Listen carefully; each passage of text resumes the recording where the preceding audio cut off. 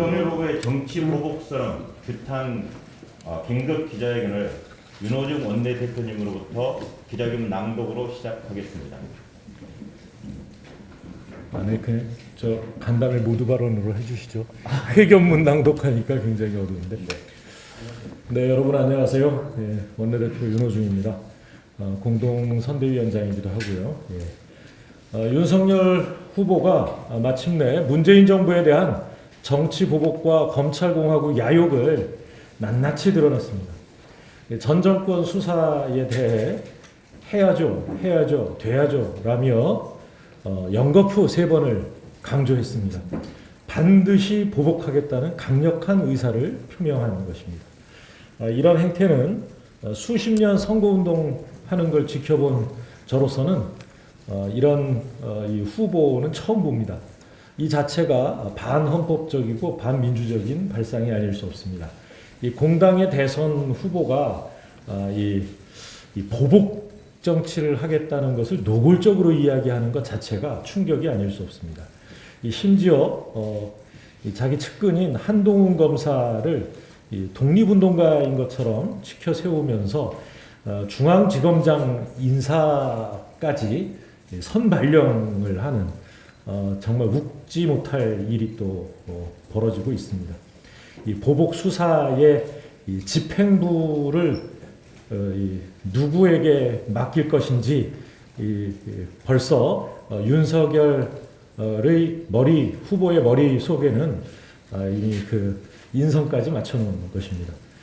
한동훈 검사장 등 친위 부대들에게 완장을 채워서 서슬퍼런 검찰공화국을 만들겠다라고 하는 그 의도를 드러낸 것입니다. 검찰 권력의 사유화를 해서 있는 죄도 없애고 없는 죄도 만드는 이 공화국의 우리 대한민국이 미래가 돼서는 안 될 것입니다. 사적 복수심을 앞세워서 헌법 파괴자로 전락한 윤석열 후보에게는 대통령직은 고사하고 지금의 후보직도 버겁지 않을까 합니다. 좀 아까 말씀드린 것 좀 더 정확히 말씀드리면 검찰 권력을 사유해서 있는 죄도 없애고 없는 죄도 만드는 검찰 공화국이 대한민국의 미래가 돼서는 안 됩니다. 로 정정하겠습니다. 공안 통치의 발톱을 세운 윤석열 후보 앞에서는 주권자인 국민도 한낱 사법 처리의 대상 그 이상 이하도 아닙니다. 윤 후보는 2019년 검찰개혁 집회에 대해 검찰을 상대로 한 협박이었다 이렇게 규정했습니다. 과거 같으면 다 사법 처리될 일이다 이런 말을 해서 권위주의 시대에 망상에 사로잡혀 있다는 것을 서슴없이 드러내고 있습니다. 그 배후에 강력한 권력이 있을 것이라고 단정짓고 단죄하겠다고 덤비는 모습에서 결론을 정해놓고 수사를 짜맞추기 해온 특수부 검사의 악랄함마저 드러나고 있습니다. 이재명 후보에 대한 재수사 언급도 했다고 합니다. 이 대장동 사건이 국민의힘 특수검사 게이트라는 것이 하나하나 드러나고 있는데 무슨 말입니까? 곽상도 구석을 편파 수사라고 하면서 검찰에 가이드라인을 두고 김만배 녹취록에 대해서는 소가 웃을 일이다 이러면서 모른 척하는 윤석열 본인이 이 수사 대상이 아닌가 싶습니다. 2009년 대장동 개발 사업자에게 천억 원대 대출을 알선한 이 부산저축은행 대출 브로커 조모 씨가 2011년 대검 조사를 받을 때 그때 변호인은 박영수 전 특검이었고 당시 주인 검사가 윤석열 후보였습니다. 이 사건이야말로 재수사해야 하는 사건이 아닐까 합니다. 최근에도 이런 일은 어김없이 반복되고 있습니다. 김건희 씨는 도이치모터스 주가 조작 사건으로 조사조차 받지 않고 있고 또 이 장모 최 씨의 양평 공흥지구 사건은 작년 12월에 가서야 수사가 시작됐습니다. 한마디로 유검무죄, 검사 친척이 있으면 검사 사위 있으면 무조건 무죄다라는 말이 떠오릅니다. 윤석열 후보 외에도 복수심에 가득 찬 이가 있는데 바로 배우자 김건희 씨입니다. 김 씨는 집권하면 어떤 기자들을 가만히 안 두겠다 이랬고 또 이 언론 인터뷰에서 윤석열 후보 역시 이 말은 홧김에 한 얘기다, 공개적으로 한 발언이 아니다 이렇게 얼버무렸습니다만 공당의 대선 후보와 그 배우자의 마음이 온통 증오와 복수에 가득 차 있는 모습이 그대로 국민에게 알려진 것입니다.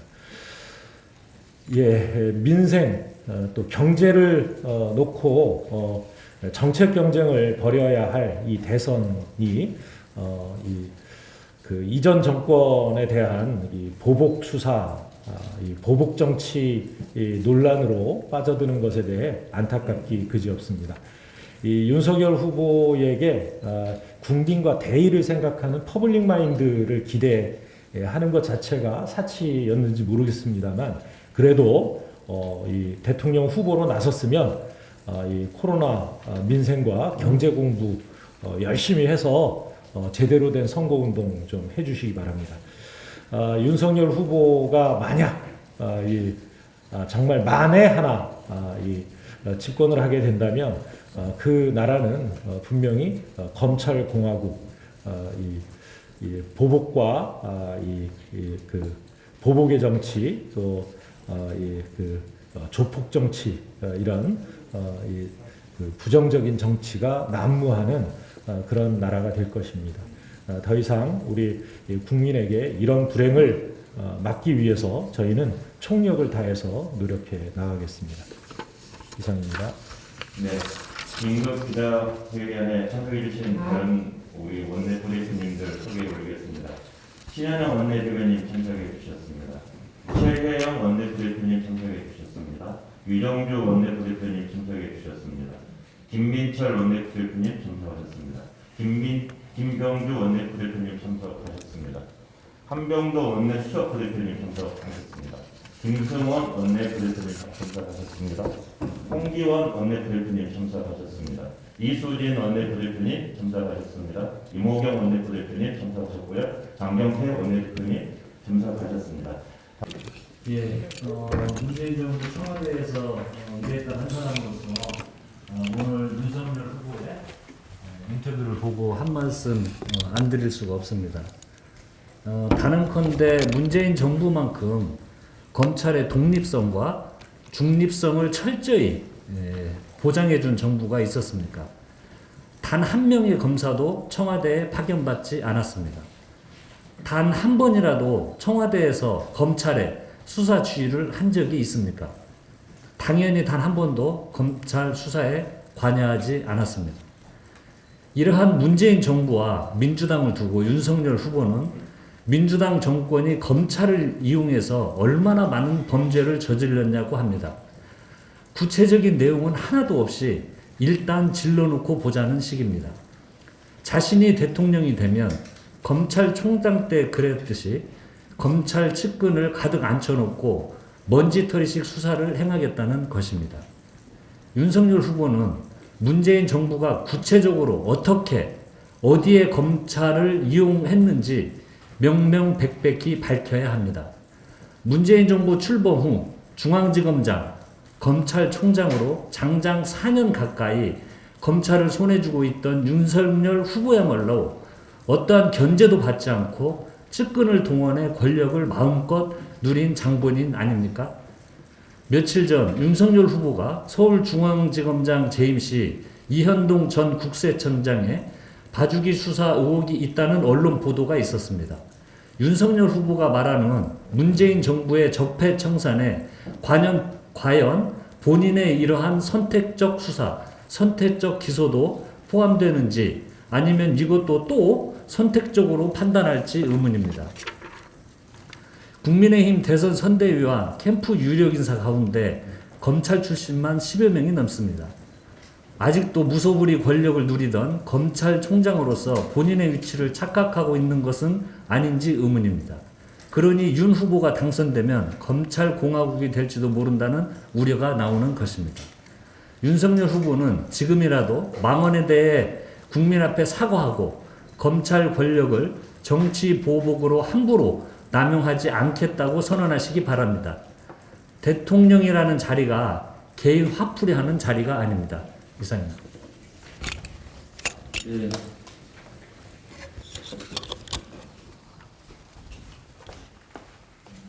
예, 김병주 원내부대표입니다. 국민의힘 윤석열 후보에게 저는 묻고 싶습니다. 정치를 왜 하는지, 왜 대통령 후보로 나왔는지를 묻고 싶습니다. 보복을 하기 위해서 대통령 후보로 나왔습니까? 한풀이를 하기 위해서 대통령 후보로 나왔습니까? 정치는 국가와 국민이 안전하고 번영한 나라를 만드는 데 그 목적이 있다고 봅니다.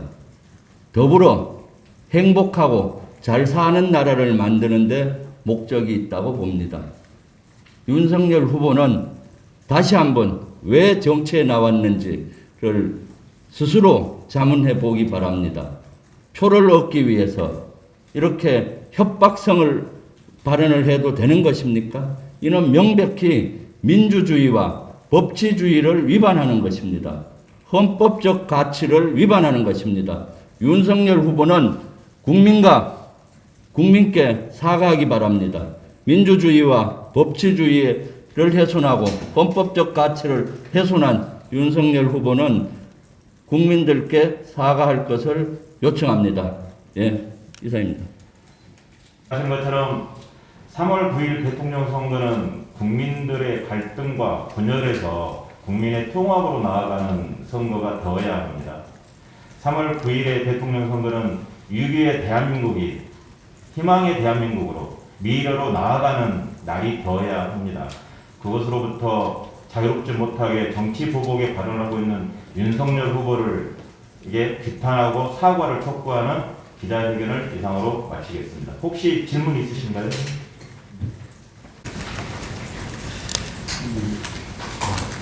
세 가지 정도 의문점 있는 거 말씀드렸는데요.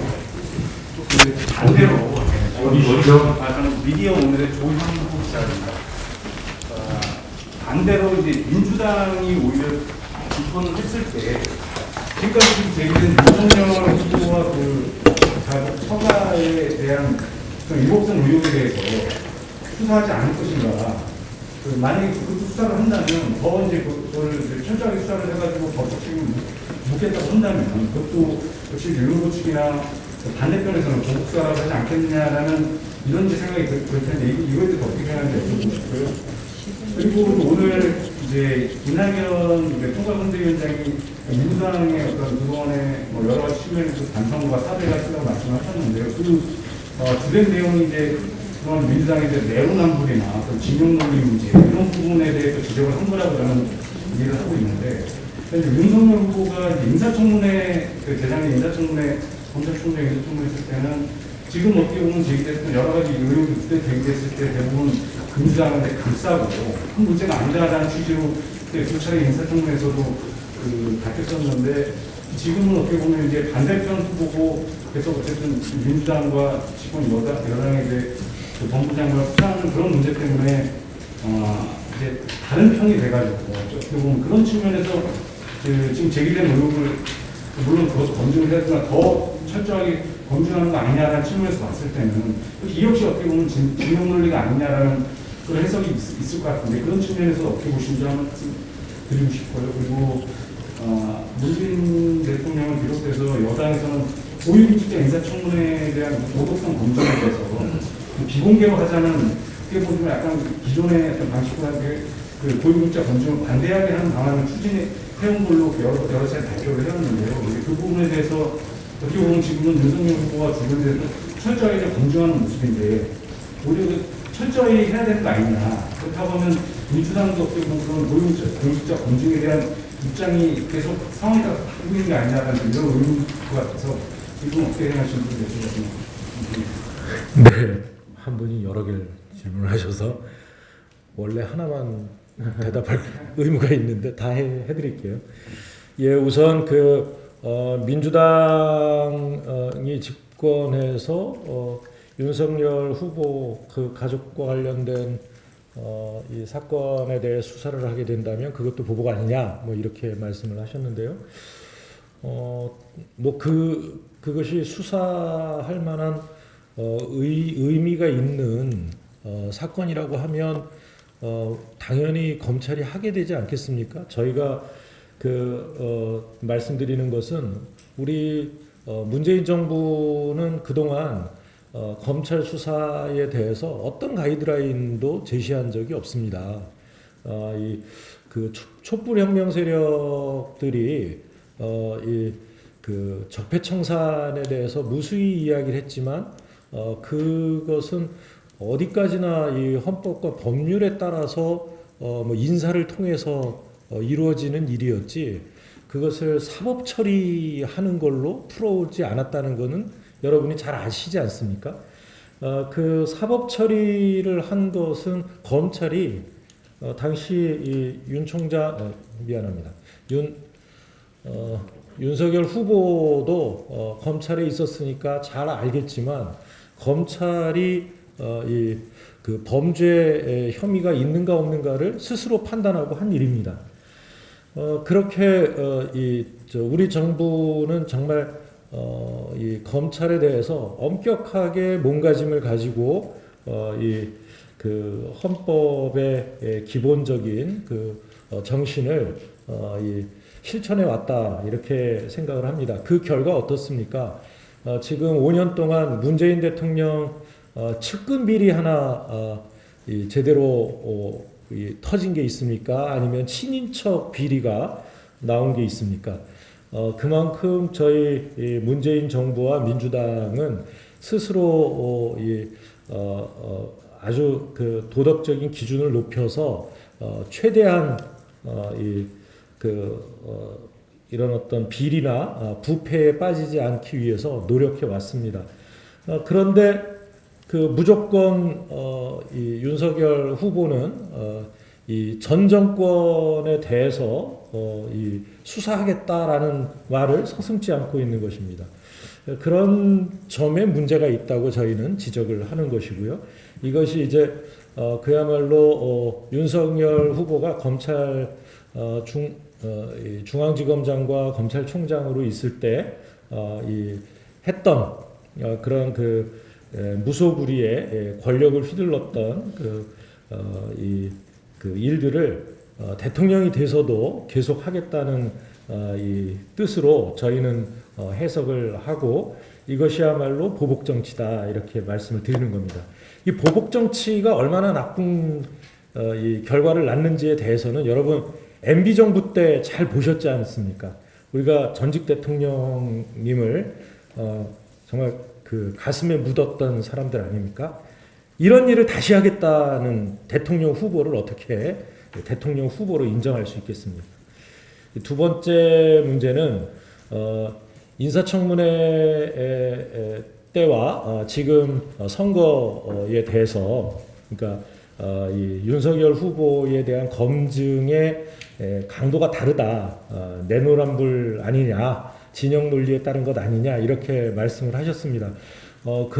그렇게 보여지고 있다는 것을 부정하지는 않겠습니다. 다만 검찰총장 인사청문회에 세워야 할 이 도덕성의 기준과 대통령 선거에서 대통령의 자격이 있는지를 검증해야 되는 대통령 선거에서의 이 검증 기준은 똑같을 수는 없다 이렇게 생각을 합니다.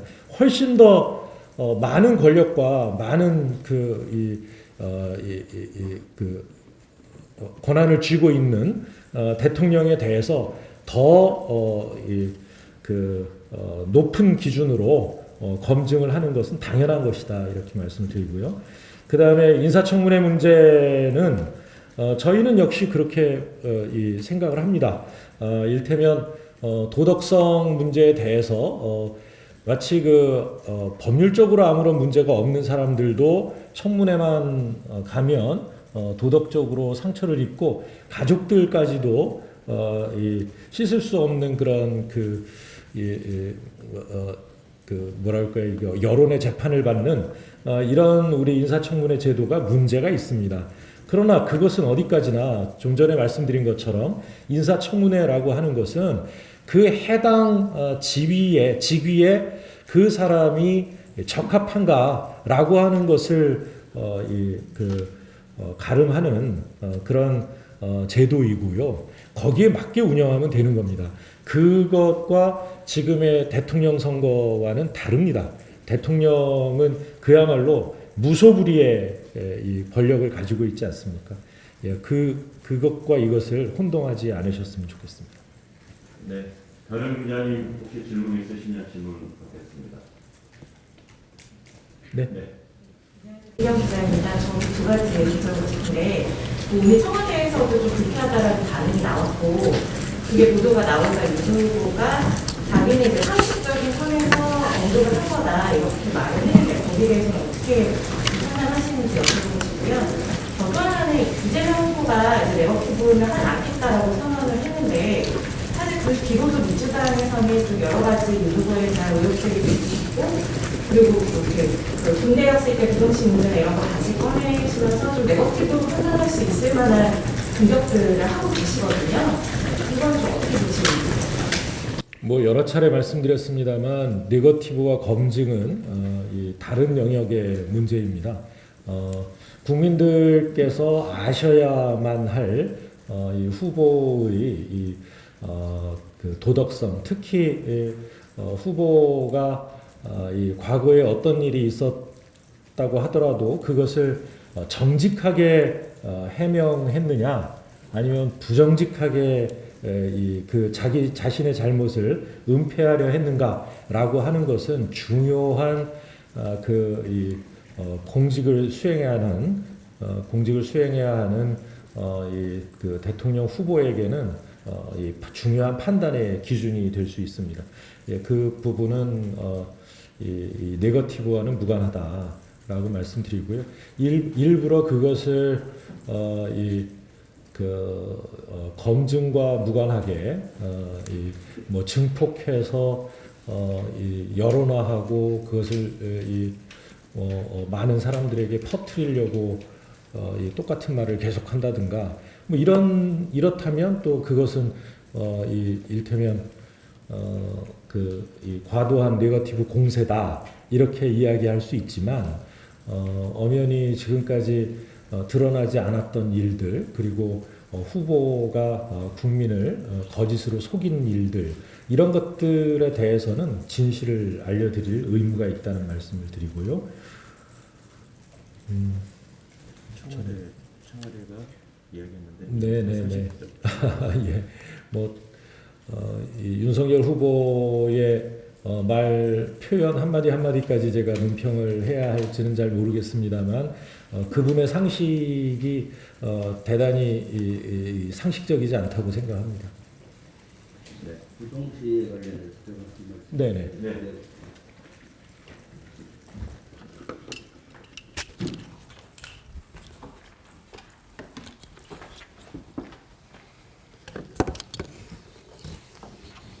예, 기자님께서 윤석열 후보의 병역 문제가 부동시로 군을 안 갔는데 제가 자료를 요청하고 검증을 요청한 것은 네거티브가 아닙니다.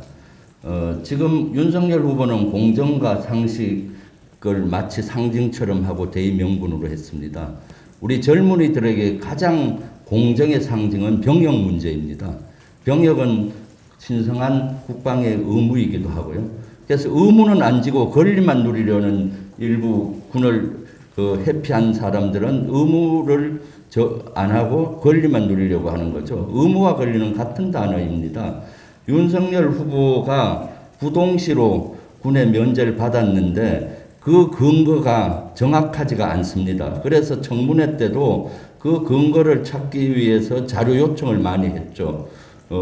고등학교, 중고등학교 생활기록부에 있는 정보와 94년도와 2003년도 검사 임용될 때의 정보를 주면은 그건 해결이 되는 겁니다. 그래서 그런 것들을 요구를 한 것이죠.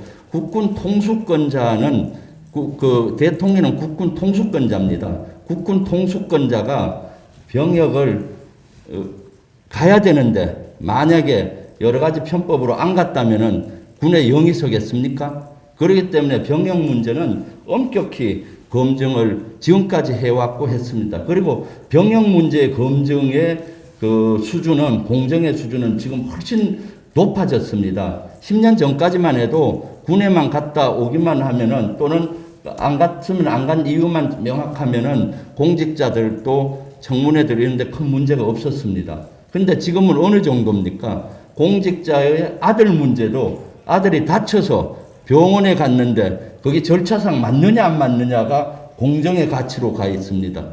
병사들의 휴가 문제가 공정하게 됐느냐가 지금 공정의 수준입니다.